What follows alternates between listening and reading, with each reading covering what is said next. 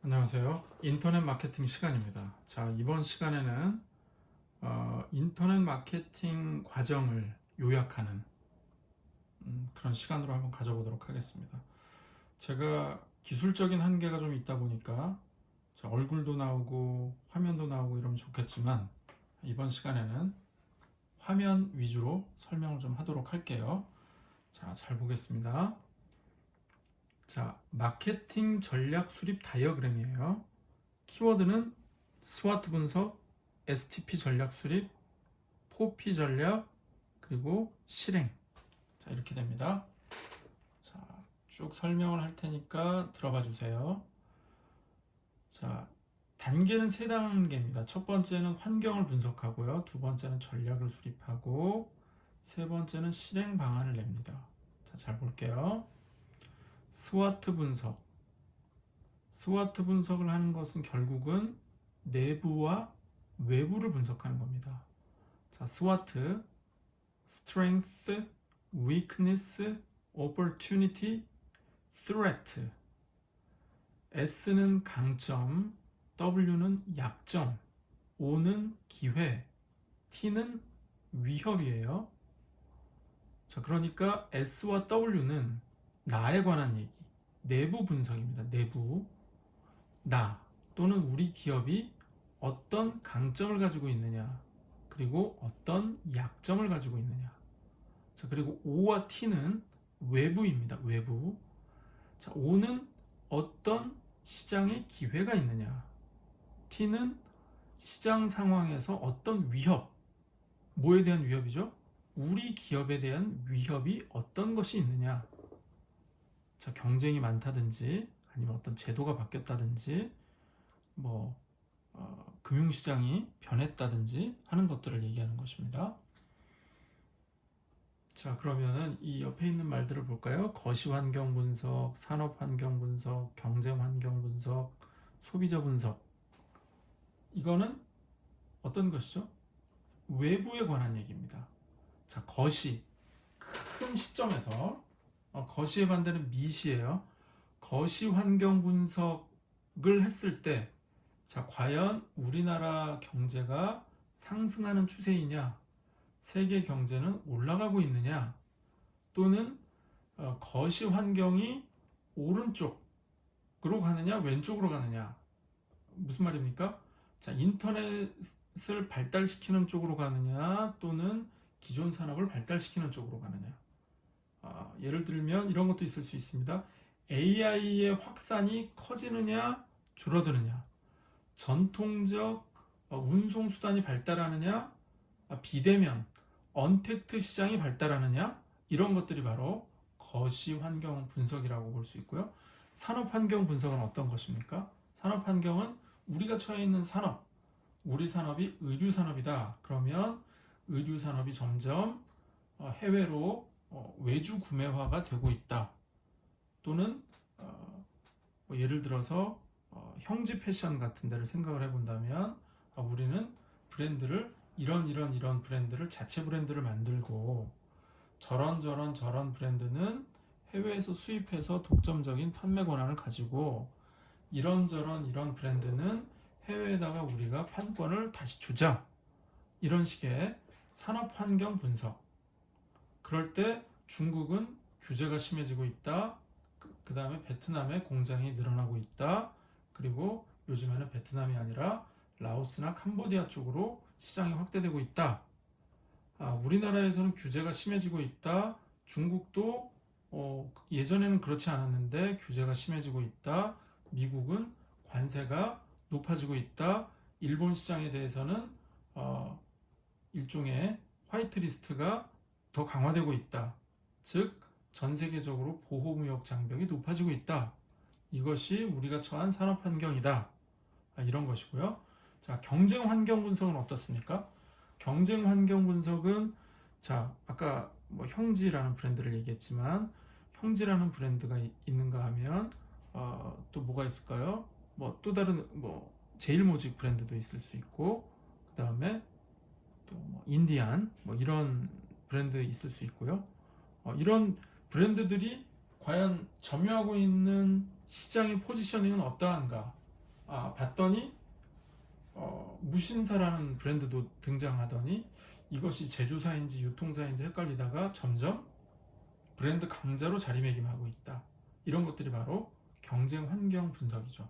과거에는 큰 건물과 거대한 전국적인 대리점망과 또 정말 물류 시스템까지 갖춘 그런 물리적 강자가 득세하고 시장을 지배하고 이끌어가는 환경이었다면 지금은 오히려 온라인 기업들이 이 시장을 강력하게 지배하고 이끌어가고 있다.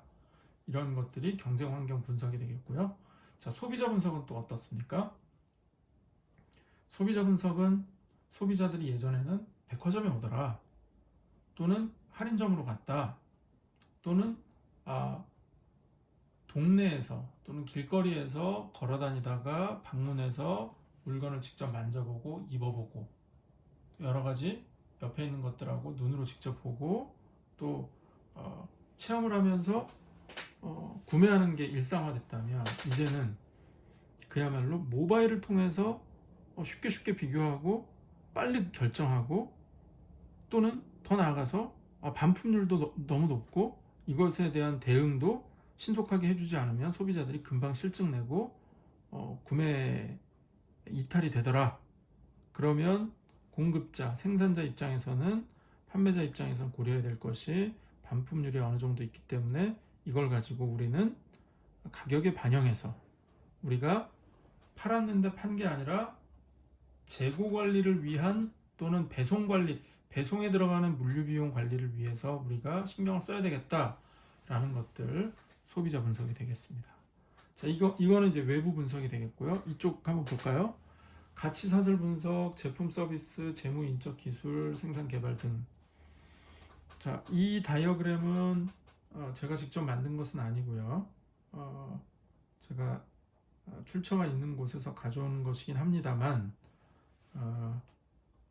지금 저쪽에 있는 가치사슬 분석, 제품 서비스 등등등은 SW에 관한 얘기라고 생각을 하시면 좋겠어요.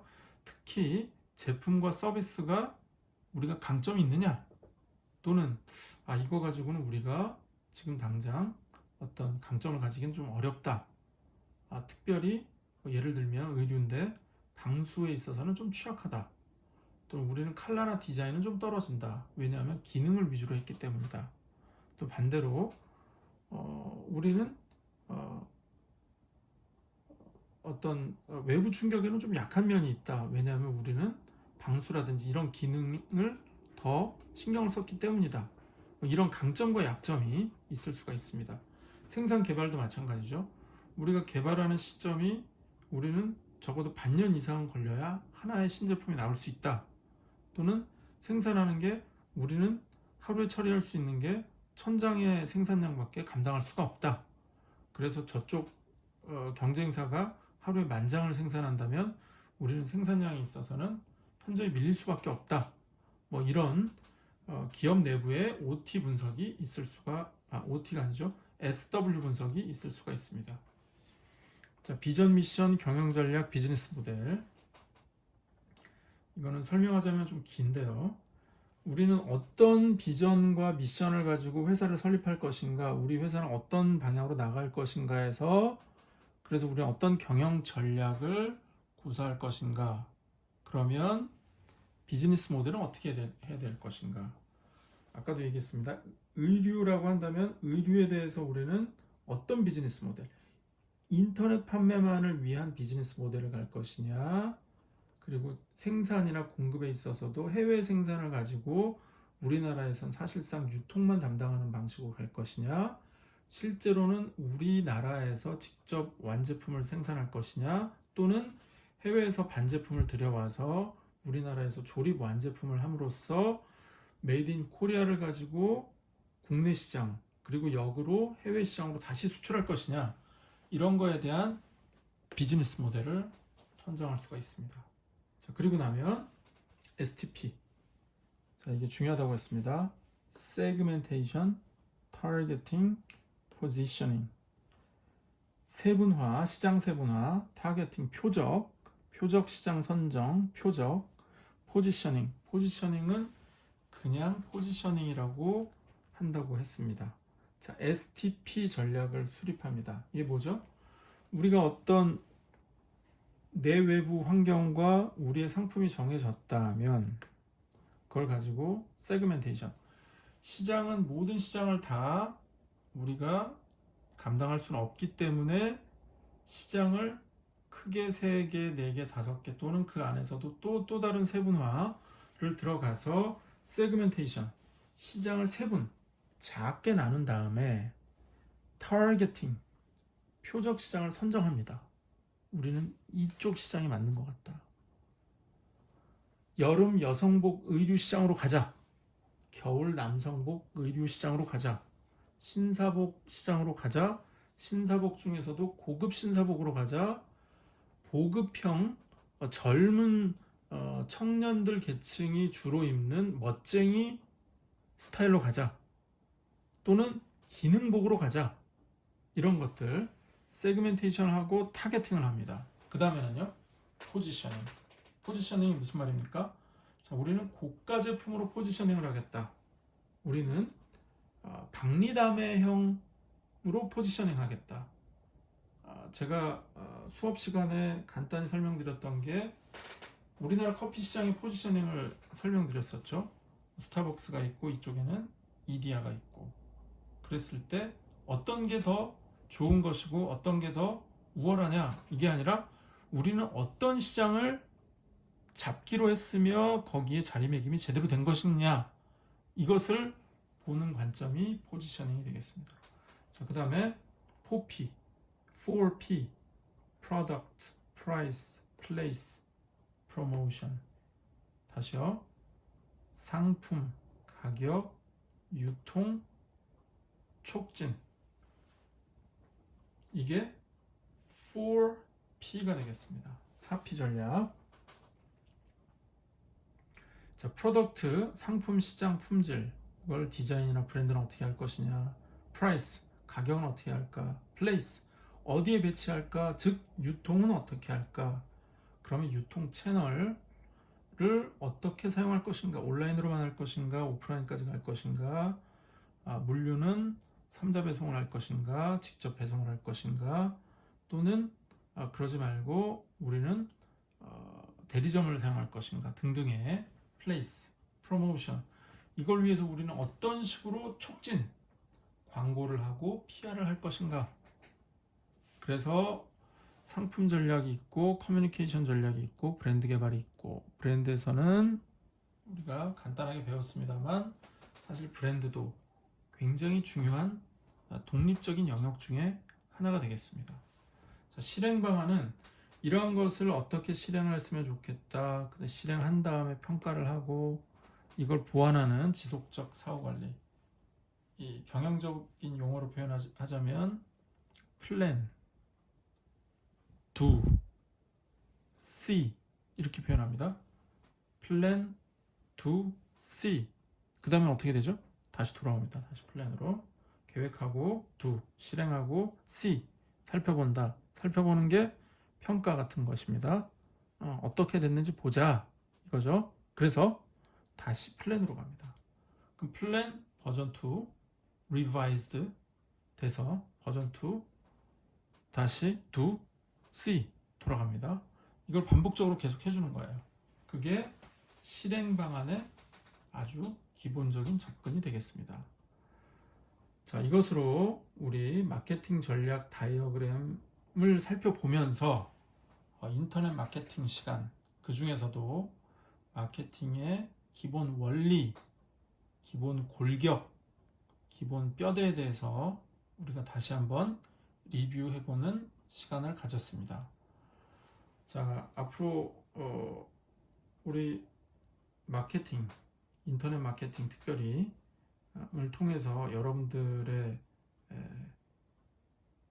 어떤 전문적인 지식이 함양이 많이 됐으면 좋겠고요. 그리고 이것이 단순하게 스쳐가는 수업에서 하나로 끝날 것이 아니라 여러분들의 인생에서 무언가 좀 묵직한 도움이 되는 그런 과목이 되었으면 좋겠다는 바람입니다. 자, 오랜 시간 수고하셨고요. 그리고 이 동영상 강의에서 못다한 것은 오프라인 강의 시간에, 대면 강의 시간에 만나서 여러 가지 얘기를 나눠보도록 하면 좋겠습니다. 수고 많으셨습니다. 감사합니다.